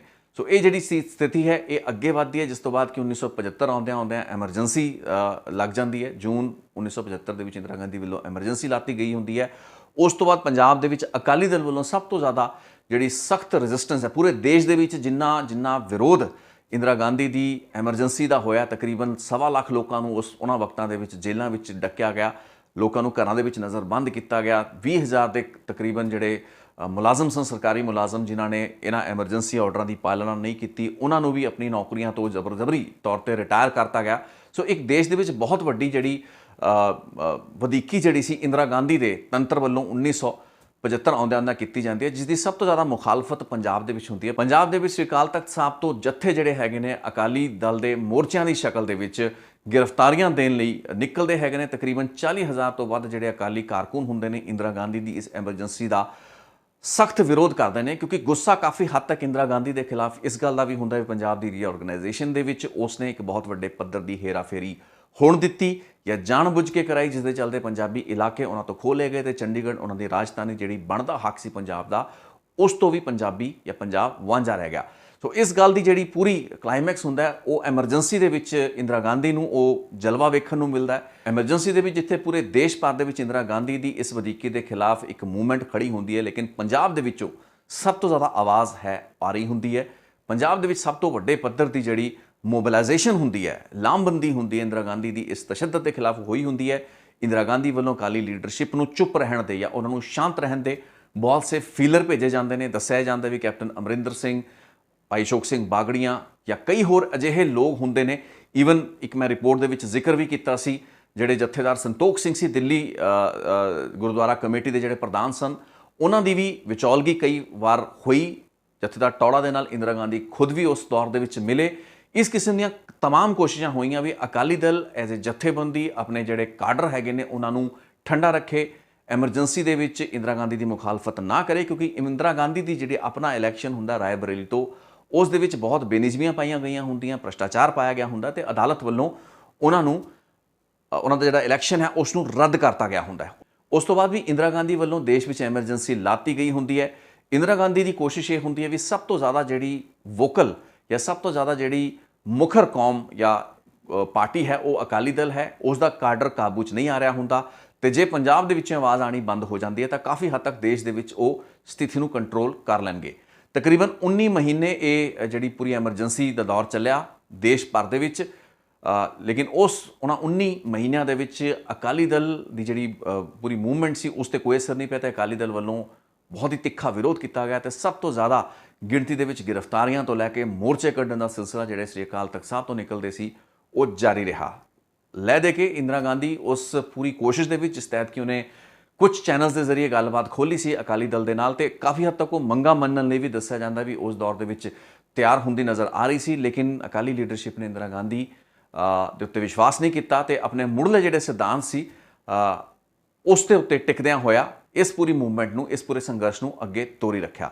ਸੋ ਇੱਕ ਬਹੁਤ ਲੰਬੀ ਚੌੜੀ ਇਸ ਦੀ ਜਿਹੜੀ ਲਾਮਬੰਦੀ ਹੈ ਤੇ ਉਸ ਤੋਂ ਬਾਅਦ ਕਿਵੇਂ ਐਮਰਜੈਂਸੀ ਤੋਂ ਬਾਅਦ ਧਰਮ ਯੁੱਧ ਮੋਰਚੇ ਦੀ ਜਿਹੜੀ ਸ਼ੁਰੂਆਤ ਹੁੰਦੀ ਹੈ, ਅਨੰਦਪੁਰ ਸਾਹਿਬ ਦਾ ਮਤਾ ਹੁੰਦਾ ਹੈ, ਉਸ ਉੱਤੇ ਵੀ ਗੱਲ ਕਰਾਂਗੇ, ਲੇਕਿਨ ਉਹ ਅਗਲੀ ਰਿਪੋਰਟ ਵਿੱਚ ਕਰਾਂਗੇ। ਇਸ ਤੋਂ ਪਹਿਲਾਂ ਇੱਕ ਜਿਹੜਾ ਪੁਆਇੰਟ ਮੈਂ ਟੱਚ ਕੀਤਾ ਸੀ ਉਹ ਸੀ ਦਰਿਆਈ ਪਾਣੀਆਂ ਦੀ ਵੰਡ ਦਾ। ਇੱਕ ਬਹੁਤ ਕੰਟੈਂਸ਼ੀਅਸ ਇਸ਼ੂ ਹੁੰਦਾ 1966 ਦੇ ਰੀਆਰਗਨਾਈਜੇਸ਼ਨ ਐਕਟ ਦੇ ਵਿੱਚ ਕਲੌਜ਼ 78 ਤੇ 80 ਇਹਨਾਂ ਨੂੰ ਸ਼ਾਮਲ ਕਰ ਲਿਆ ਗਿਆ ਹੁੰਦਾ। ਗੁਲਜ਼ਾਰੀ ਨਾਲ ਨੰਦਾ ਨੇ ਅਖੀਰ ਦੇ ਮੋਮੈਂਟ ਦੇ ਉੱਤੇ ਜਾ ਕੇ ਇਹ ਕਲੌਜ਼ ਐਡ ਕੀਤੇ ਗਏ ਹੁੰਦੇ ਨੇ, ਜਿਹਦਾ ਮਤਲਬ ਇਹ ਹੁੰਦਾ ਹੈ ਵੀ ਪੰਜਾਬ ਦੇ ਜਿੰਨੇ ਵੀ ਵਾਟਰ ਵਰਕਸ ਨੇ, ਹਾਈਡਲ ਚੈਨਲ ਹੈਗੇ ਨੇ, ਉਹਨਾਂ ਦੇ ਉੱਤੇ ਜਿਹੜਾ ਕੰਟਰੋਲ ਹੈ ਉਹ ਕੇਂਦਰ ਸਰਕਾਰ ਕਰੇਗੀ। ਦੇਸ਼ ਦੇ ਵਿੱਚ ਇਹ ਕਿਤੇ ਨਹੀਂ ਹੋ ਰਿਹਾ ਹੁੰਦਾ, ਲੇਕਿਨ ਪੰਜਾਬ ਦੇ ਸੰਦਰਭ ਵਿੱਚ ਇਹ ਫੈਸਲਾ ਲਿਆ ਜਾਂਦਾ ਹੈ। ਆਜ਼ਾਦੀ ਅਤੇ ਦੇਸ਼ ਦੀ ਵੰਡ ਤੋਂ ਬਾਅਦ 3 ਜਿਹੜੇ ਵੱਡੇ ਦਰਿਆ ਹੁੰਦੇ ਨੇ, ਰਾਵੀ, ਜੇਹਲਮ ਤੇ ਚਨਾਬ, ਪਾਕਿਸਤਾਨ ਦੇ ਵਿੱਚ ਜਾ ਚੁੱਕੇ ਹੁੰਦੇ ਨੇ ਤੇ 2 ਜਿਹੜੇ ਦਰਿਆ ਹੁੰਦੇ ਨੇ, ਬਿਆਸ ਤੇ ਸਤਲੁਜ, ਉਹੀ ਭਾਰਤ ਵਿੱਚ ਬਚੇ ਹੁੰਦੇ ਨੇ। ਸੋ ਇਹਨਾਂ ਦਾ ਜਿਹੜਾ ਪਾਣੀ ਹੁੰਦਾ ਉਹ ਤਕਰੀਬਨ 32.5 ਮਿਲੀਅਨ ਏਕੜ ਫੁੱਟ ਕਿਹਾ ਜਾਂਦਾ, ਜਿਸ ਦੇ ਵਿੱਚੋਂ 10 ਮਿਲੀਅਨ ਏਕੜ ਫੁੱਟ ਜਿਹੜਾ ਪਾਣੀ ਹੁੰਦਾ ਹੈ ਉਹ ਪਾਕਿਸਤਾਨ ਦੇ ਵਿੱਚ ਹੀ ਫਲੋ ਕਰ ਰਿਹਾ ਹੁੰਦਾ ਹੈ। ਸੋ ਵੰਡ ਲਈ ਆਜ਼ਾਦੀ ਤੋਂ ਬਾਅਦ ਭਾਰਤ ਕੋਲ ਤਕਰੀਬਨ 22.5 ਮਿਲੀਅਨ ਏਕੜ ਫੀਟ ਜਿਹੜਾ ਪਾਣੀ ਹੈ ਉਹ ਹੁੰਦਾ ਹੈ। ਸੋ ਇਸ ਪਾਣੀ ਦੀ ਜਿਹੜੀ ਵੰਡ ਹੁੰਦੀ ਹੈ ਉਸ ਨੂੰ ਜਦੋਂ 1966 ਦੇ ਵਿੱਚ ਆ ਜਿਹੜਾ ਰੀਆਰਗਨਾਈਜੇਸ਼ਨ ਐਕਟ ਦੇ ਦਾਇਰੇ ਦੇ ਵਿੱਚ ਸਮਝਿਆ ਜਾਂਦਾ ਹੈ ਜਾਂ ਉਸ ਨੂੰ ਕੋਡੀਫਾਈ ਕੀਤਾ ਜਾਂਦਾ ਹੈ, ਉਸ ਵਿੱਚ ਸਮਝ ਵਿੱਚ ਇਹ ਆਉਂਦਾ ਹੈ ਵੀ ਕੇਂਦਰ ਸਰਕਾਰ ਨੇ ਇੱਕ ਤਾਂ ਦਰਿਆਈ ਪਾਣੀਆਂ ਦੀ ਵੰਡ ਤੇ ਜਿਹੜੇ ਵਾਟਰ ਵਰਕਸ ਹੈਗੇ ਨੇ ਉਹਨਾਂ ਦਾ ਕੰਟਰੋਲ ਆਪਣੇ ਹੱਥ ਵਿੱਚ ਲੈ ਲਿਆ ਹੈ। ਇਹ ਇੱਕ ਐਸੀ ਚੀਜ਼ ਹੁੰਦੀ ਹੈ ਜੋ ਕਿ ਉਸ ਖੁਦ ਮੁਖਤਿਆਰੀ ਦੇ ਕਨਸੈਪਟ ਦੇ ਬਿਲਕੁਲ ਉਲਟ ਹੁੰਦੀ ਹੈ, ਜਿਸ ਦੀ ਲੜਾਈ ਅਕਾਲੀ ਦਲ ਵੀ ਲੜ ਰਿਹਾ ਹੁੰਦਾ ਹੈ, ਜਿਸ ਦੀ ਲੜਾਈ ਜਿਹੜੀ ਹੈ ਉਹ ਪੰਜਾਬੀ ਵੀ ਲੜ ਰਹੇ ਹੁੰਦੇ ਨੇ। ਸੋ ਖੁਦ ਮੁਖਤਿਆਰੀ ਦਾ ਕਨਸੈਪਟ ਤੇ ਆਪਣੇ ਹੀ ਪਾਣੀਆਂ ਦੇ ਹੈਡਵਰਕਸ ਦੇ ਉੱਤੇ ਕੰਟਰੋਲ ਖੁੱਸ ਜਾਣਾ ਇੱਕ ਅਹਿਮ ਗਿਵਅਵੇ ਹੁੰਦਾ ਹੈ। 1966 ਦੇ ਰੀਆਰਗਨਾਈਜੇਸ਼ਨ ਐਕਟ ਦੇ ਵਿੱਚ ਧੱਕਾ ਹੋ ਚੁੱਕਾ ਹੁੰਦਾ ਤੇ ਇਸ ਮੁੱਦੇ ਨੂੰ ਲੈ ਕੇ ਵੀ ਜਿਹੜੀ ਗੱਲਬਾਤ ਹੈ ਉਹ ਉੱਭਰਨੀ ਸ਼ੁਰੂ ਹੋ ਚੁੱਕੀ ਹੁੰਦੀ ਹੈ। ਇਹ ਸਮਝ ਵਿੱਚ ਆਉਂਦਾ ਹੈ ਵੀ ਪਾਣੀ ਦਾ ਇੱਕ ਬਹੁਤ ਵੱਡਾ ਹਿੱਸਾ ਜਿਹੜਾ ਹੈ ਉਹ ਰਾਜਸਥਾਨ ਤੇ ਹਰਿਆਣਾ ਵਰਗੇ ਸੂਬਿਆਂ ਨੂੰ ਦਿੱਤਾ ਜਾਣਾ ਹੁੰਦਾ। ਇਵਨ ਦਿੱਲੀ ਦੇ ਵਿੱਚ ਕੁਝ ਇਲਾਕਾ ਜਿਹੜਾ ਹੈ ਉਸ ਨੂੰ ਪਾਣੀ ਦਿੱਤਾ ਜਾਣਾ ਹੁੰਦਾ। ਲੇਕਿਨ ਹੈਰਾਨੀ ਦੀ ਗੱਲ ਇਹ ਹੁੰਦੀ ਹੈ ਵੀ ਤਕਰੀਬਨ 22.5 MAF ਪਾਣੀ ਉਸ ਵਕਤ ਹੁੰਦਾ ਜੋ ਕਿ ਬਾਅਦ ਦੇ ਵਿੱਚ 1982 ਆਉਂਦਾ ਜਦੋਂ ਕਿ ਇੱਕ ਅਗਲਾ ਅਵਾਰਡ ਇੰਦਰਾ ਗਾਂਧੀ ਦੇ ਸਮੇਂ ਤੇ ਹੀ ਘੋਸ਼ਿਤ ਕੀਤਾ ਜਾਂਦਾ ਹੈ। ਉਸ ਵਕਤ ਇਹ ਜਿਹੜੀ ਕੁਆਂਟੀਟੀ ਹੈ ਉਹ ਘਟ ਕੇ 15 ਤੋਂ 18 ਮਿਲੀਅਨ ਏਕੜ ਫੀਟ ਰਹਿ ਜਾਂਦੀ ਹੈ, ਕਿਉਂਕਿ 15 ਮਿਲੀਅਨ ਏਕੜ ਫੀਟ ਪ੍ਰੈਕਟੀਕਲ ਰਹਿ ਜਾਂਦੀ ਹੈ, ਜਦਕਿ ਕਾਗਜ਼ਾਂ ਦੇ ਵਿੱਚ ਇਸ ਨੂੰ 18.5 ਮਿਲੀਅਨ ਏਕੜ ਫੀਟ ਦੱਸਿਆ ਜਾਂਦਾ ਹੈ, ਜਿਸ ਵਿੱਚੋਂ ਪੰਜਾਬ ਦਾ ਹਿੱਸਾ ਸਿਰਫ 5 MAF ਹੁੰਦਾ ਹੈ, ਯਾਨੀ ਕਿ 5 ਮਿਲੀਅਨ ਏਕੜ ਫੀਟ, ਜੋ ਕਿ ਤਕਰੀਬਨ 25 ਜਾਂ 30% ਹੁੰਦਾ ਹੈ। ਇਸ ਤੋਂ ਇਲਾਵਾ ਰਾਜਸਥਾਨ ਜੋ ਕਿ ਰਾਈਪੇਰੀਅਨ ਸਟੇਟ ਨਹੀਂ ਹੁੰਦਾ, ਉਸ ਨੂੰ ਬਹੁਤ ਵੱਡਾ ਜਿਹੜਾ ਹਿੱਸਾ ਹੈ ਉਹ ਜਾਣਾ ਤੈਅ ਹੋ ਚੁੱਕਾ ਹੁੰਦਾ ਹੈ। ਇਸੀ ਰੀਆਰਗੇਨਾਈਜੇਸ਼ਨ ਐਕਟ 1966 ਦੇ ਵਿੱਚ ਹੀ ਉਸਦੇ ਬੀਜ ਬੋਤੇ ਗਏ ਹੁੰਦੇ ਨੇ। ਇਹ ਕਲੀਅਰ ਹੋ ਗਿਆ ਹੁੰਦਾ ਵੀ ਰਾਜਸਥਾਨ ਨੂੰ ਜਿਹੜਾ ਪਾਣੀ ਹੈ ਉਹ ਵੀ ਪੰਜਾਬ ਦੇ ਦਰਿਆਵਾਂ ਦਾ ਜਾਏਗਾ, ਜਿਸ ਦੇ ਐਵਜ਼ ਦੇ ਵਿੱਚ ਪੰਜਾਬ ਨੂੰ ਕੁਝ ਵੀ ਨਹੀਂ ਮਿਲਣਾ ਹੁੰਦਾ। ਕਾਂਗਰਸ ਦੀ ਸਰਕਾਰ ਹੁੰਦੀ ਹੈ, ਜਵਾਹਰ ਲਾਲ ਨਹਿਰੂ ਦਾ ਜਦੋਂ ਵਕਤ ਹੁੰਦਾ ਹੈ, ਉਹਨਾਂ ਦੇ ਨਾਲ ਬਹੁਤ ਅੱਛੀ ਇਕੁਏਸ਼ਨ ਦੇ ਹੁੰਦਿਆਂ ਹੋਇਆਂ ਪ੍ਰਤਾਪ ਸਿੰਘ ਕੈਰੋਂ ਤੇ ਬਾਅਦ ਦੇ ਵਿੱਚ ਇੰਦਰਾ ਗਾਂਧੀ ਦੇ ਰਾਜ ਦੇ ਵਿੱਚ ਵੀ ਐਸੀ ਬਹੁਤ ਸੀ ਚੀਜ਼ਾਂ ਹੁੰਦੀਆਂ ਨੇ ਜਿਸ ਦੇ ਤਹਿਤ ਕਿ ਰਾਜਸਥਾਨ ਨੂੰ ਜਾਣ ਵਾਲਾ ਉਸ ਪਾਣੀ, ਉਸ ਦਰਿਆਈ ਪਾਣੀ ਦਾ ਹਿੱਸਾ ਹੈ, ਉਸ ਉੱਤੇ ਇੱਕ ਤਰੀਕੇ ਦੀ ਮੋਹਰ ਜਾਂ ਸਹਿਮਤੀ ਪੰਜਾਬ ਜਤਾ ਚੁੱਕਾ ਹੁੰਦਾ, ਜਿਸ ਦੀ ਵਿਰੋਧਤਾ 1966 ਤੋਂ ਲੈ ਕੇ ਅੱਜ ਤੱਕ ਹੁੰਦੀ ਹੋਈ ਨਜ਼ਰ ਆ ਰਹੀ ਹੈ। ਅੱਜ ਵੀ ਤੁਸੀਂ ਵੇਖਿਆ ਹੋਵੇਗਾ ਕਿ ਲੀਡਰ ਪਾਣੀ ਦੀ ਰਾਇਲਟੀ ਮੰਗਦੇ ਹੈਗੇ ਨੇ। ਪਾਣੀਆਂ ਦੇ ਮੁੱਦੇ ਉੱਤੇ ਸੁਪਰੀਮ ਕੋਰਟ ਦੇ ਫੈਸਲੇ ਜਿਹੜੇ ਹੈਗੇ ਨੇ ਪੰਜਾਬ ਦੇ ਹੱਕ ਵਿੱਚ ਨਹੀਂ ਭੁਗਤੇ ਨੇ। ਹਰਿਆਣਾ ਨੂੰ ਪਾਣੀ ਦਿੱਤੇ ਜਾਣ ਦੀ ਗੱਲਬਾਤ ਹੈ। SYL ਦਾ ਜਿਹੜਾ ਵਿਵਾਦ ਹੈ ਉਹ ਵੀ ਉਸ ਦੌਰ ਦੇ ਵਿੱਚ ਹੀ ਸ਼ੁਰੂ ਹੋਇਆ ਹੁੰਦਾ ਹੈ, ਕਿਉਂਕਿ ਇਹੀ ਜਿਹੜਾ ਪਾਣੀ ਦਾ ਇੱਕ ਬਣਦਾ ਹਿੱਸਾ ਹੁੰਦਾ ਹੈ। ਕਾਫੀ ਹੱਦ ਤੱਕ ਤਾਂ ਭਾਖੜਾ ਬਿਆਸ ਦੇ ਜ਼ਰੀਏ ਉਹਦਾ ਜਿਹੜੀ ਵੰਡ ਹੈ ਉਹ ਹੋ ਰਹੀ ਹੁੰਦੀ ਹੈ ਰਾਜਸਥਾਨ ਤੱਕ, ਰਾਜਸਥਾਨ ਫੀਡਰ ਕਨਾਲ ਦੇ ਥਰੂ, ਜਾਂ ਹਰਿਆਣਾ ਤੱਕ ਜਿਹੜੀ ਭਾਖੜਾ ਮੇਨ ਲਾਈਨ ਹੈ ਉਸ ਦੇ ਥਰੂ ਇਹ ਪਾਣੀ ਜਾ ਰਿਹਾ ਹੁੰਦਾ ਹੈ, ਦਿੱਲੀ ਤੱਕ ਜਾ ਰਿਹਾ ਹੁੰਦਾ ਹੈ। ਲੇਕਿਨ ਬਾਅਦ ਦੇ ਵਿੱਚ ਹੋਰ ਜਿਹੜਾ ਹਿੱਸਾ ਹੈ ਜਿਸ ਨੂੰ ਕਿ ਪੰਜਾਬ ਨੇ ਬਾਅਦ ਦੇ ਵਿੱਚ ਹਰਿਆਣਾ ਨਹੀਂ ਜਾਣ ਦਿੱਤਾ, ਉਸ ਪਾਣੀ ਦੇ ਹਿੱਸੇ ਨੂੰ ਲਿਜਾਣ ਲਈ ਸਤਲੁਜ ਯਮੁਨਾ ਲਿੰਕ ਨਹਿਰ, ਜਿਸ ਦਾ ਟੱਕ 1982 ਦੇ ਵਿੱਚ ਇੰਦਰਾ ਗਾਂਧੀ ਵੱਲੋਂ ਹੀ ਰੱਖਿਆ ਜਾਂਦਾ ਹੈ, ਉਸ ਦੀ ਵੀ ਉਸਾਰੀ ਜਿਹੜੀ ਹੈ ਉਹ ਇੱਕ ਬਹੁਤ ਹੀ ਵਿਵਾਦਿਤ ਵਿਸ਼ਾ ਰਹੀ, ਜਿਸ ਉੱਤੇ ਕਿ ਬਾਅਦ ਦੇ ਵਿੱਚ ਸੁਪਰੀਮ ਕੋਰਟ ਤੱਕ ਬਹਿਸ ਜਿਹੜੀ ਹੈ ਉਹ ਪਹੁੰਚੀ, ਕੇਸ ਪਹੁੰਚਿਆ, ਲੇਕਿਨ ਪੰਜਾਬ ਦੇ ਹੱਕ ਵਿੱਚ ਫੈਸਲੇ ਨਹੀਂ ਹੋ ਪਾਏ। ਸੋ ਮੋਟੀ ਗੱਲ ਇਹ ਹੁੰਦੀ ਹੈ ਵੀ ਪਾਣੀਆਂ ਦੀ ਵੰਡ ਜਿਹੜੀ ਹੈ, ਦਰਿਆਈ ਪਾਣੀਆਂ ਦੀ ਵੰਡ ਹੁੰਦੀ ਹੈ, ਉਹ ਰਾਈਪੇਰੀਅਨ ਪ੍ਰਿੰਸੀਪਲ ਦੇ ਉਲਟ ਹੁੰਦੀ ਹੈ। ਰਾਈਪੇਰੀਅਨ ਪ੍ਰਿੰਸੀਪਲ ਕਾਫੀ ਕਲੀਅਰ ਹੁੰਦਾ ਹੈ। ਰਾਈਪੇਰੀਅਨ ਪ੍ਰਿੰਸੀਪਲ ਦਾ ਮੁੱਢ ਦਾ ਮਤਲਬ ਇਹੀ ਹੈ ਵੀ ਦਰਿਆ ਜਿਸ ਵੀ ਇਲਾਕੇ 'ਚੋਂ ਜਾ ਰਿਹਾ ਹੈ ਉਸ ਦੇ ਕੰਢੇ ਵਸੇ ਹੋਏ ਇਲਾਕਿਆਂ ਦਾ ਹੀ ਹੱਕ ਉਸ ਪਾਣੀ ਦੇ ਉੱਤੇ ਹੋ ਸਕਦਾ ਹੈ। ਇਹ ਅਮਰੀਕਾ ਦੇ ਸਾਊਥ ਕੈਲੀਫੋਰਨੀਆ ਦੇ ਵਿੱਚ ਇੱਕ ਬਹੁਤ ਵੱਡਾ ਕੇਸ ਹੋਇਆ ਹੈ, ਜਿਸ ਦਾ ਕਿ ਥੋੜ੍ਹਾ ਜਿਹਾ ਇੱਥੇ ਜ਼ਿਕਰ ਕਰਨਾ ਬਣਦਾ ਹੈ, ਕਿਉਂਕਿ ਇਸ ਕੇਸ ਦੇ ਵਿੱਚ ਸਰਕਾਰ ਨੇ ਇੱਕ ਦਰਿਆ ਜਿਹੜਾ ਸੀਗਾ ਉਸ ਦੇ ਪਾਣੀਆਂ ਦੇ ਵਿੱਚ ਆਪਣਾ ਹਿੱਸਾ ਕਲੇਮ ਕੀਤਾ ਸੀ। ਅਦਾਲਤ ਦੇ ਵਿੱਚ ਇਹ ਕੇਸ ਗਿਆ ਅਮਰੀਕਾ ਦੇ ਵਿੱਚ, ਤੇ ਅਦਾਲਤ ਨੇ ਜਿਹੜਾ ਫੈਸਲਾ ਆਇਆ ਸੀ, ਕਿਉਂਕਿ ਜਿਹੜੀ ਤਕਰੀਰ ਦਿੱਤੀ ਗਈ ਸੀ ਉਹ ਇਲਾਕਿਆਂ ਦੀ ਜਿੱਥੋਂ ਕਿ ਉਹ ਦਰਿਆ ਵਹਿੰਦਾ ਸੀ, ਉਸ ਦੇ ਲੋਕਾਂ ਵੱਲੋਂ, ਉਸ ਦੇ ਵਕੀਲਾਂ ਵੱਲੋਂ ਇਸ ਤਰਕ ਨੂੰ ਸਾਹਮਣੇ ਲਿਆਂਦਾ ਗਿਆ ਵੀ ਜੇ ਇਸ ਦਰਿਆ ਦੇ ਕਾਰਨ ਹੋਇਆ ਉਜਾੜਾ ਜਾਂ ਤਬਾਹੀ ਜਾਂ ਜਿਹੜਾ ਨੁਕਸਾਨ ਹੈ ਉਹ ਸਾਨੂੰ ਭੁਗਤਣਾ ਪੈ ਰਿਹਾ ਹੈ, ਤਾਂ ਇਸ ਦਰਿਆ ਦੇ ਪਾਣੀ ਜਾਂ ਉਸ ਦੇ ਨਾਲ ਹੋਣ ਵਾਲਾ ਕੋਈ ਵੀ ਫਾਇਦਾ ਜਾਂ ਉਸ ਦੇ ਜਿੰਨੇ ਵੀ ਫਾਇਦੇ ਹੈਗੇ ਨੇ ਉਹ ਵੀ ਸਾਡਾ ਹੀ ਹੱਕ ਨੇ। ਇਸ ਉੱਤੇ ਕੋਈ ਬਾਹਰੋਂ ਏਜੰਸੀ ਆ ਕੇ ਹੱਕ ਨਹੀਂ ਜਿਤਾ ਸਕਦੀ। ਇਹ ਅਮਰੀਕਾ ਸਾਊਥ ਕੈਲੀਫੋਰਨੀਆ ਦੀ ਇੱਕ ਸਟੇਟ ਦਾ ਵਾਕਿਆ ਹੈ, ਜਿਸ ਵਿੱਚ ਕਿ ਅਦਾਲਤ ਦਾ ਜਿਹੜਾ ਫੈਸਲਾ ਆਉਂਦਾ ਹੈ ਉਹ ਬੜਾ ਕਲੀਅਰ ਹੁੰਦਾ ਹੈ। ਸਰਕਾਰ, ਉੱਥੋਂ ਦੀ ਸਰਕਾਰ ਜਿਹੜੀ ਕਿ ਮੰਗ ਕਰ ਰਹੀ ਹੁੰਦੀ ਹੈ ਵੀ ਇਸ ਦਰਿਆ ਦੇ ਪਾਣੀ ਦੇ ਵਿੱਚ ਸਾਡਾ ਵੀ ਹੱਕ ਬਣਦਾ ਹੈ, ਉਸ ਸਰਕਾਰ ਨੂੰ ਵੀ ਉਸਦਾ ਉਹ ਵਾਲਾ ਜਿਹੜਾ ਕਲੇਮ ਹੈ ਉਹ ਨਹੀਂ ਦਿੱਤਾ ਗਿਆ, ਤੇ ਫੈਸਲਾ ਜਿਹੜਾ ਸੀ ਉਹ ਸਥਾਨਕ ਲੋਕਾਂ ਦੇ ਹੱਕ ਵਿੱਚ ਆਇਆ। ਸੋ ਇਹੀ ਰਾਈਪੇਰੀਅਨ ਪ੍ਰਿੰਸੀਪਲ ਦੇ ਤਹਿਤ ਜਿਹੜੇ ਦਰਿਆ ਪੰਜਾਬ ਦੇ ਵਿੱਚ ਨਿਕਲ ਰਹੇ ਹੈਗੇ ਨੇ ਉਸ ਦੇ ਉੱਤੇ ਜੰਮੂ ਕਸ਼ਮੀਰ ਜਾਂ ਫਿਰ ਪੰਜਾਬ ਦਾ ਹੀ ਹੱਕ ਬਣਦਾ ਹੁੰਦਾ ਹੈ। ਰਾਜਸਥਾਨ ਜੋ ਕਿ ਬਹੁਤ ਦੂਰ ਹੈ, ਤੇ ਰਾਜਸਥਾਨ ਕੋਈ ਵੀ ਦਰਿਆ ਨਾ ਤਾਂ ਟੱਚ ਕਰਦਾ ਨਾ ਹੀ ਦਰਿਆ ਕੋਈ ਉੱਥੇ ਤੱਕ ਜਾਂਦਾ ਹੈ। ਉਹਨਾਂ ਹਾਲਾਤਾਂ ਦੇ ਵਿੱਚ ਰਾਜਸਥਾਨ ਨੂੰ 8.60 ਮਿਲੀਅਨ ਏਕੜ ਫੀਟ, 18 ਵਿੱਚੋਂ 8.60 ਮਿਲੀਅਨ ਏਕੜ ਫੀਟ ਰਾਜਸਥਾਨ ਨੂੰ ਜਾਣ ਵਾਲਾ ਪਾਣੀ ਉਹ ਗਲਤ ਉਸ ਤਰੀਕੇ ਦੀ ਵੰਡ ਹੈ। ਤੇ ਜੇ ਪਾਣੀ ਭੇਜਣਾ ਵੀ ਹੋਵੇ ਉਸ ਦੇ ਲਈ ਵੀ ਇੱਕ ਰਾਇਲਟੀ ਹੋਣੀ ਚਾਹੀਦੀ ਹੈ, ਇੱਕ ਕੀਮਤ ਹੋਣੀ ਚਾਹੀਦੀ ਹੈ, ਇੱਕ ਕੰਪਨਸੇਸ਼ਨ ਹੋਣੀ ਚਾਹੀਦੀ ਹੈ। ਲੇਕਿਨ ਕੰਪਨਸੇਸ਼ਨ ਦਾ ਸਵਾਲ ਉਸ ਸਥਿਤੀ ਵਿੱਚ ਉੱਠਦਾ ਹੈ ਜਦੋਂ ਕਿ ਪੰਜਾਬ ਦੇ ਕੋਲ ਆਪਣੇ ਲਈ ਪਾਣੀ ਹੋਵੇ ਜਾਂ ਸਰੋਤ ਹੋਣ। ਇਹੀ ਕਾਰਨ ਹੁੰਦਾ ਤੇ ਇਹੀ ਤਰਕ ਪੰਜਾਬ ਦੇ ਵੱਲੋਂ ਵੀ ਦਲੀਲ ਦੇ ਵਿੱਚ ਦਿੱਤਾ ਜਾਂਦਾ ਰਿਹਾ। ਤਰਕ ਇਹੀ ਦਿੱਤਾ ਜਾਂਦਾ ਰਿਹਾ ਕਿ ਪੰਜਾਬ ਦਾ ਜਿਹੜਾ ਗਰਾਊਂਡ ਵਾਟਰ ਹੈ, ਅੰਡਰਗਰਾਊਂਡ ਵਾਟਰ ਹੈ, ਉਸ ਦਾ ਟੇਬਲ ਹੈ ਉਹ ਲਗਾਤਾਰ ਥੱਲੇ ਇਸ ਵਾਸਤੇ ਗਿਆ ਕਿਉਂਕਿ तमाम ਸਾਲਾਂ ਦੇ ਵਿੱਚ ਪੰਜਾਬ ਦਾ ਬਣਦਾ ਜਾਂ ਪੰਜਾਬ ਦੇ ਦਰਿਆਵਾਂ ਦਾ ਪਾਣੀ ਹੋਰ ਸੂਬਿਆਂ ਨੂੰ ਮੁਫਤ ਵਿੱਚ ਦਿੱਤਾ ਗਿਆ, ਤੇ ਇਸ ਲਈ ਜ਼ਿੰਮੇਵਾਰ ਉਹ 1966 ਦਾ ਰੀਆਰਗੇਨਾਈਜੇਸ਼ਨ ਐਕਟ, ਉਸ ਦੇ 78 ਤੇ 80 ਕਲੌਜ਼ ਤੇ ਵੱਖ-ਵੱਖ ਸਮਿਆਂ ਉੱਤੇ ਜਿਹੜੇ ਅਵਾਰਡ ਕੇਂਦਰ ਸਰਕਾਰ ਵੱਲੋਂ ਦਿੱਤੇ ਗਏ। 1982 ਦੇ ਅਵਾਰਡ ਦੀ ਤਾਂ ਗੱਲ ਇੱਥੋਂ ਤੱਕ ਕੀਤੀ ਜਾਂਦੀ ਹੈ ਵੀ ਜਦੋਂ ਇਰਾਦੀ ਟ੍ਰਿਬਿਊਨਲ ਆਂਦਾ ਹੈ, ਇਰਾਦੀ ਟ੍ਰਿਬਿਊਨਲ ਜਦੋਂ ਫਾਈਨਲੀ ਆਪਣਾ ਅਵਾਰਡ ਦਿੰਦਾ ਹੈ, ਇੰਦਰਾ ਗਾਂਧੀ ਵੱਲੋਂ ਥਾਪਿਆ ਗਿਆ ਹੁੰਦਾ ਇੱਕ ਟ੍ਰਿਬਿਊਨਲ ਹੁੰਦਾ ਹੈ, ਉਸ ਦੇ ਵਿੱਚ ਜਿਹੜੀ ਪਾਣੀ ਦੀ ਵੰਡ ਹੁੰਦੀ ਹੈ, ਉਸ ਤੋਂ ਬਾਅਦ ਉਸ ਟ੍ਰਿਬਿਊਨਲ ਨੂੰ ਬਿਠਾਉਂਦੇ ਵਕਤ ਹੀ ਇਹ ਵੀ ਤੈਅ ਕਰਤਾ ਜਾਂਦਾ ਹੈ ਵੀ ਇਸ ਟ੍ਰਿਬਿਊਨਲ ਯਾਨੀ ਕਿ ਇਰਾਦੀ ਟ੍ਰਿਬਿਊਨਲ ਦੇ ਫੈਸਲੇ ਨੂੰ ਸੁਪਰੀਮ ਕੋਰਟ ਦੇ ਵਿੱਚ ਵੀ ਚੁਣੌਤੀ ਨਹੀਂ ਦਿੱਤੀ ਜਾ ਸਕੇਗੀ। ਸੋ ਇਸ ਤੋਂ ਸਾਫ਼ ਹੁੰਦਾ ਹੈ ਵੀ ਕੋਈ ਵੀ ਜਿਹੜਾ ਅਦਾਲਤੀ ਜਾਂ ਜੁਡੀਸ਼ੀਅਲ ਰਿਵਿਊ ਹੁੰਦਾ ਹੈ, ਸਕਰੂਟਨੀ ਹੁੰਦੀ ਹੈ, ਪਰਖ ਹੁੰਦੀ ਹੈ, ਉਸ ਤੋਂ ਕੇਂਦਰ ਸਰਕਾਰ ਬਚਣਾ ਚਾਹ ਰਹੀ ਹੁੰਦੀ ਹੈ। ਤਾਂ ਉਹਨਾਂ ਤਹਿਤ ਹੀ ਇਹ ਯੂਨੀਲੈਟਰਲ ਜਿਹੜੇ ਹੈ ਫੈਸਲੇ ਸੁਣਾਏ ਜਾਂਦੇ ਨੇ। ਲੇਕਿਨ ਇੱਕ ਹੋਰ ਜਿਹੜਾ ਐਂਗਲ ਬੜਾ ਵੱਡਾ ਇਹ ਹੁੰਦਾ ਹੈ ਵੀ ਪੰਜਾਬ ਦੀ ਕੁਝ ਕਿਸਾਨ ਜਥੇਬੰਦੀਆਂ ਅਦਾਲਤਾਂ ਵਿੱਚ ਪਹੁੰਚ ਚੁੱਕੀਆਂ ਹੁੰਦੀਆਂ। ਪਹਿਲਾਂ ਹਾਈ ਕੋਰਟ ਵਿੱਚ ਜਿਹੜਾ ਪਹਿਲਾਂ ਕੇਸ ਸੀਗਾ ਉਹ ਗਿਆ ਹਾਈ ਕੋਰਟ ਦੇ ਵਿੱਚ। ਹਾਈ ਕੋਰਟ ਦੇ ਚੀਫ ਜਸਟਿਸ SS ਸੰਧਾਵਾਲੀਆ ਹੋਇਆ ਕਰਦੇ ਸਨ। ਉਹਨਾਂ ਨੇ ਇੱਕ ਫੁੱਲ ਬੈਂਚ ਜਿਹੜਾ ਸੀ ਪੰਜਾਬ ਅਤੇ ਹਰਿਆਣਾ ਹਾਈ ਕੋਰਟ ਵਿੱਚ ਬਿਠਾਤਾ। ਲੇਕਿਨ ਜਦੋਂ ਉਹਨਾਂ ਵੱਲੋਂ ਇਸ ਕੇਸ ਨੂੰ ਟੇਕਅਪ ਕੀਤਾ ਗਿਆ, ਆਪਣੇ ਕੋਲ ਲਿਆ ਗਿਆ ਤੇ ਇਸ ਉੱਤੇ ਸੁਣਵਾਈ ਸ਼ੁਰੂ ਕੀਤੀ ਗਈ, ਸਮਝਿਆ ਇਹ ਜਾਂਦਾ ਵੀ ਕੁਝ ਹਫ਼ਤਿਆਂ ਬਾਅਦ ਹੀ ਜਸਟਿਸ ਐਸ ਸੰਧਾਵਾਲੀਆ ਨੂੰ ਪਟਨਾ ਹਾਈ ਕੋਰਟ ਵਿੱਚ ਉਹਨਾਂ ਦਾ ਤਬਾਦਲਾ ਕਰਤਾ ਗਿਆ ਸੀ। ਬਾਅਦ ਦੇ ਵਿੱਚ ਕੇਂਦਰ ਸਰਕਾਰ ਦੇ ਜਿਹੜੇ ਵਕੀਲਾਂ ਨੇ ਤਕਰੀਰ ਅਦਾਲਤ ਵਿੱਚ ਇਹ ਦਿੱਤੀ ਵੀ ਇਹ ਜਿਹੜਾ ਪਾਣੀ ਹੈ, ਪਾਣੀ ਦਾ ਜਿਹੜਾ ਕੇਸ ਹੈ, ਇਸ ਨੂੰ ਸੁਪਰੀਮ ਕੋਰਟ ਆਪਣੇ ਕੋਲ ਮੰਗਾ ਲਏ। ਤੇ ਬਾਅਦ ਦੇ ਵਿੱਚ ਇਹੀ ਹੋਇਆ। ਸੁਪਰੀਮ ਕੋਰਟ ਨੇ ਉਹ ਜਿਹੜੀ ਪਟੀਸ਼ਨ ਪੰਜਾਬ ਦੇ ਕਿਸਾਨਾਂ ਵੱਲੋਂ ਪਾਣੀਆਂ ਦੇ ਸੰਦਰਭ ਦੇ ਵਿੱਚ ਆਪਣੇ ਹੱਕ ਨੂੰ ਜਤਾਉਂਦਿਆਂ ਹੋਇਆਂ ਇਸ ਪਾਣੀ ਉੱਤੇ ਪਾਈ ਗਈ ਸੀ ਪੰਜਾਬ ਅਤੇ ਹਰਿਆਣਾ ਹਾਈ ਕੋਰਟ ਵਿੱਚ, ਉਸ ਨੂੰ ਸੁਪਰੀਮ ਕੋਰਟ ਨੇ ਕੇਸ ਨੂੰ ਆਪਣੇ ਕੋਲ ਬੁਲਾ ਲਿਆ ਤੇ ਉਸ ਨੂੰ ਕਈ ਸਾਲ ਕੇਸ ਆਪਣੇ ਕੋਲ ਰੱਖਿਆ। ਬਾਅਦ ਦੇ ਵਿੱਚ ਜਦੋਂ ਪੰਜਾਬ ਨੇ ਆਪਣਾ ਜਿਹੜਾ SYL ਕੈਨਾਲ ਪੂਰਾ ਨਹੀਂ ਕੀਤਾ, ਉਹ ਪਾਣੀ ਨਹੀਂ ਦਿੱਤਾ ਕਿਉਂਕਿ ਐਜ਼ ਪਰ ਡਿਫਰੈਂਟ ਅਵਾਰਡਸ ਹਰਿਆਣੇ ਨੂੰ ਦਿੱਤਾ ਜਾਣਾ ਸੀ। ਉਸ ਤੋਂ ਬਾਅਦ ਜਿਹੜੇ ਅਦਾਲਤ ਦੇ ਵਿੱਚ ਹਰਿਆਣਾ ਸਰਕਾਰ ਜਾਂਦੀ ਹੈ ਤੇ 2002 ਦੇ ਆਸ-ਪਾਸ ਜਾ ਕੇ ਪੰਜਾਬ ਦੇ ਖਿਲਾਫ ਫੈਸਲਾ ਹੁੰਦਾ, ਜਿਸ ਤੋਂ ਬਾਅਦ ਕੈਪਟਨ ਅਮਰਿੰਦਰ ਸਿੰਘ ਨੇ 2004 ਦੇ ਵਿੱਚ ਇੱਕ ਪਾਣੀਆਂ ਦੀ ਜਿਹੜੀ ਐਗਰੀਮੈਂਟ ਸਨ, ਸੰਧੀਆਂ ਸਨ, ਉਹਨਾਂ ਨੂੰ ਰੱਦ ਕਰਨ ਦਾ ਇੱਕ ਕਾਨੂੰਨ ਜਿਹੜਾ ਸੀ ਉਹ ਵਿਧਾਨ ਸਭਾ 'ਚ ਪਾਸ ਕਰਤਾ, ਜਿਸ ਨੂੰ ਕਿ ਬਾਅਦ ਦੇ ਵਿੱਚ ਕੌਂਸਟੀਟਿਊਸ਼ਨਲ ਬੈਂਚ ਨੇ ਗਲਤ ਵੀ ਮੰਨਿਆ। ਤਾਂ ਫੈਸਲੇ ਲਗਾਤਾਰ ਪੰਜਾਬ ਦੇ ਖਿਲਾਫ ਸੁਪਰੀਮ ਕੋਰਟ ਦੇ ਜਿਹੜੇ ਇਸ ਕੇਸ ਦੇ ਵਿੱਚ ਆਉਂਦੇ ਰਹੇ ਨੇ, ਲੇਕਿਨ ਪੰਜਾਬ ਦੀਆਂ ਧਿਰਾਂ ਦਾ, ਪੰਜਾਬ ਦੇ ਬਹੁਤ ਸੇ ਐਸੇ ਜਮਾਤਾਂ ਹੈਗੀਆਂ ਨੇ ਪੋਲੀਟੀਕਲ, ਨਾਨ ਪੋਲੀਟੀਕਲ, ਜਿਨ੍ਹਾਂ ਦਾ ਇਹ ਮੰਨਣਾ ਰਿਹਾ ਵੀ ਪਾਣੀਆਂ ਦੀ ਵੰਡ ਨੂੰ ਲੈ ਕੇ ਇੱਕ ਬਹੁਤ ਵੱਡੀ ਵਧੀਕੀ ਜਿਹੜੀ ਸੀ ਰਾਈਪੇਰੀਅਨ ਪ੍ਰਿੰਸੀਪਲ ਦੇ ਉਲਟ ਪੰਜਾਬ ਦੇ ਨਾਲ ਹੋਈ। ਇਹ ਉਹਦੀ ਪ੍ਰਿਸ਼ਠਭੂਮੀ ਹੈ, ਇਹ ਉਹਦਾ ਪਿਛੋਕੜ ਹੈ। 1966 ਦੀ ਰੀਆਰਗੇਨਾਈਜੇਸ਼ਨ ਦੇ ਵਕਤ ਹੀ ਇਸ ਦੇ ਬੀਜ, ਇਨਫੈਕਟ ਇਸ ਤੋਂ ਵੀ ਕੁਝ ਸਾਲ ਪਹਿਲਾਂ ਬੋਤੇ ਗਏ ਸੀ, ਲੇਕਿਨ 66 ਦਾ ਰੀਆਰਗੇਨਾਈਜੇਸ਼ਨ ਐਕਟ, ਜਿਸ ਦੇ ਤਹਿਤ ਕਿ ਦਿਸਣ ਵਿੱਚ ਇਹ ਆਇਆ ਵੀ ਪੰਜਾਬੀ ਸੂਬਾ ਪੰਜਾਬ ਨੂੰ ਮਿਲ ਜਾਂਦਾ ਹੈ, ਯਾਨੀ ਕਿ ਪੰਜਾਬ ਇੱਕ ਮਾਡਰਨ ਪੰਜਾਬ ਬਣ ਜਾਂਦਾ ਹੈ, ਲੇਕਿਨ ਉਹ ਪੰਜਾਬ ਛੋਟਾ ਹੁੰਦਾ ਹੈ। ਬਹੁਤ ਸੇ ਪੰਜਾਬੀ ਬੋਲਦੇ ਇਲਾਕੇ ਉਸ ਦੇ ਵਿੱਚ ਨਹੀਂ ਹੁੰਦੇ, ਉਹ ਹਰਿਆਣਾ ਦੇ ਵਿੱਚ ਹੁੰਦੇ ਨੇ ਤੇ ਉਸ ਨੂੰ ਉਸ ਦੀ ਰਾਜਧਾਨੀ ਜਿਹੜੀ ਉਹਦਾ ਰਾਈਟਫੁਲ ਕਲੇਮ ਹੁੰਦਾ ਉਹ ਵੀ ਨਹੀਂ ਮਿਲਿਆ ਹੁੰਦਾ। ਇਸ ਤੋਂ ਬਾਅਦ ਐਮਰਜੈਂਸੀ ਤੇ ਅਨੰਦਪੁਰ ਸਾਹਿਬ ਦਾ ਮਤਾ 1978 ਤੇ ਉਸ ਤੋਂ ਬਾਅਦ ਦਾ ਧਰਮ ਯੁੱਧ ਮੋਰਚਾ।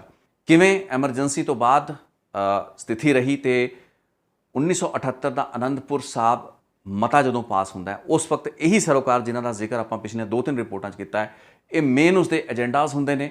ਉਸ ਤੋਂ ਬਾਅਦ ਧਰਮ ਯੁੱਧ ਮੋਰਚੇ ਦੀ ਸ਼ਕਲ ਕਿਵੇਂ ਲੈਂਦਾ ਤੇ ਧਰਮ ਯੁੱਧ ਮੋਰਚਾ ਜਿਹੜਾ ਬਾਅਦ ਦੇ ਵਿੱਚ ਕਿਵੇਂ ਇੱਕ ਖੂਨੀ ਮੋਰਚੇ ਦੇ ਵਿੱਚ ਤਬਦੀਲ ਹੋ ਗਿਆ, ਸਾਕਾ ਨੀਲਾ ਤਾਰਾ, ਉਸ ਦੇ ਉੱਤੇ ਕਈ ਵੀਡੀਓਜ਼ ਬਣ ਚੁੱਕੀਆਂ ਨੇ। ਸਾਰੀਆਂ ਗੱਲਾਂ ਬਾਤਾਂ ਅਗਲੀ ਰਿਪੋਰਟ ਦਾ ਹਿੱਸਾ ਹੋਣਗੀਆਂ। ਅਗਲੀ ਰਿਪੋਰਟ ਦੇ ਵਿੱਚ ਗੱਲ ਹੋਏਗੀ ਧਰਮ ਯੁੱਧ ਮੋਰਚੇ ਤੇ ਉਸ ਤੋਂ ਪਹਿਲਾਂ ਅਨੰਦਪੁਰ ਸਾਹਿਬ ਦੇ ਮਤੇ ਦੀ। ਸੋ ਉਸ ਰਿਪੋਰਟ ਦੀ ਉਡੀਕ ਕਰੋ, ਅਗਲੀ ਰਿਪੋਰਟ ਉਸ ਉੱਤੇ ਹੋਏਗੀ। ਬਹੁਤ ਬਹੁਤ ਧੰਨਵਾਦ ਰਿਤੇਸ਼ ਲੱਖੀ ਅਨਪਲੱਗ ਨੂੰ ਵੇਖਣ ਲਈ।